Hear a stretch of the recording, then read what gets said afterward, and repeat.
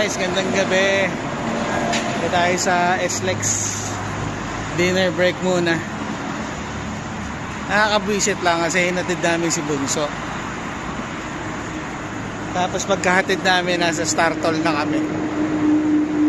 Nag-chat. Daddy, alam ko na bakit magaan yung take out natin. Kasi pinag-take out ko siya sa Wendy's. Sa may diversion. Sa Batangas City. Sabi ko, paano magaan? Sabi ko, yung Watabox.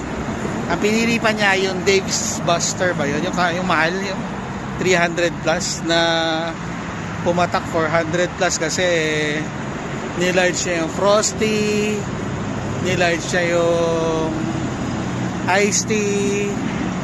Tapos anyway, sabi niya, Daddy, alam ko na ba't magaan? Sabi ko, bakit? Anong kulang? Kaya ba, ano ba usually yung kulang natin sa mga food chain? Di ba, madalas wala sila binibigay na ketchup, walang binibigay na tissue, kulang sa asin, yung fries, di ba? Kutsa, umorder ka ng fries tapos matabang para ka kumakain ng ewan na patatas. Ito matindi. Tingnan nyo na lang, ito yung kulang nila. Wendy's, ano to? Burger, walang patty? Ayusin nyo naman, wag ganon. Ayaw, di ba?